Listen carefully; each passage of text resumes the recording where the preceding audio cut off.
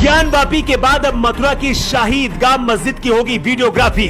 अगर मिले ये सबूत तो होगी हिंदुओं की सबसे बड़ी जीत। हाई कोर्ट के आदेश के बाद क्यों डर गया मुस्लिम पक्ष? क्या ज्ञानवापी मस्जिद की तरह मथुरा में भी निकलेगी शिवलिंग? जिन लोगों को लगता है कि कोर्ट के आदेश के बाद मथुरा की शाही ईदगाह मस्जिद को हटाकर शिव मंदिर बनेगा, वो इस रिपोर्ट को जरूर देख ले। 4 महीने के अंदर एक ऐसी रिपोर्ट आने वाली है जिसके बारे में जानकर फिर से पूरा देश हिल जाएगा, जिसके लिए कई दशकों से इंतजार किया जा रहा था। वो वक्त आ गया है। हाई कोर्ट ने क्या आदेश दिया है आपको बताएंगे, लेकिन उससे पहले आपको बताते हैं कि आखिर मथुरा में कैसे शिव मंदिर को तोड़कर मस्जिद बनाई गई थी। मथुरा में जहां इस वक्त शाही ईदगाह मस्जिद बनी हुई है, यहाँ कभी भगवान केशवनाथ का प्राचीन मंदिर हुआ करता था। ठीक उसी तरह से जैसे काशी में ज्ञानवापी मस्जिद के अंदर शिवलिंग होने के सबूत मिले हैं, जिस तरह से ज्ञानवापी मस्जिद में चारों तरफ से हिंदू मंदिर हैं, उसी तरह से मथुरा की ईदगाह मस्जिद भी श्री कृष्ण जन्मभूमि मंदिर परिसर से सटी हुई है, जिसे कोर्ट के आदेश के बाद हटाया जा सकता है। इतिहास में जो सबूत मिलते हैं उसके मुताबिक 1669-70 में औरंगजेब ने मथुरा के केशवनाथ मंदिर को तोड़कर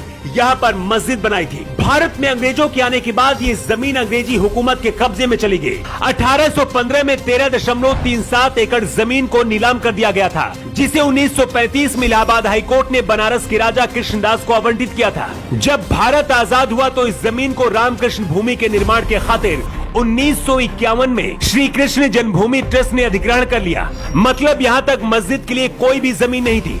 कहानी शुरू होती है इसके बाद। 1998 में कृष्ण जन्मभूमि ट्रस्ट खत्म हो गया। मुस्लिमों के पास अच्छा मौका था, इसका फायदा उठाया और आपसी समझौते से कृष्ण जन्मभूमि की कुछ जमीन पर कब्जा कर लिया। अब इसी जमीन को फिर से लेने के लिए हिंदू पक्ष लड़ाई लड़ रहा है और शाही ईदगाह मस्जिद हटाकर पूरी जमीन पर कब्जा चाहता है। लेकिन अब हाई कोर्ट ने ऐसा आदेश दे दिया है कि काशी की ज्ञानवापी मस्जिद की तरह मथुरा की शाही ईदगाह मस्जिद में भी शिवलिंग मिल सकता है। मथुरा जिला अदालत में एक याचिका दायर की गई थी। इस याचिका में मांग की गई थी कि शाही ईदगाह मस्जिद और श्री कृष्ण जन्मभूमि के विवादित परिसर की वीडियोग्राफी और फोटोग्राफी सर्वे कराया जाए। अगर गलत पाया जाता तो इसके बाद इसे हटाया जाए।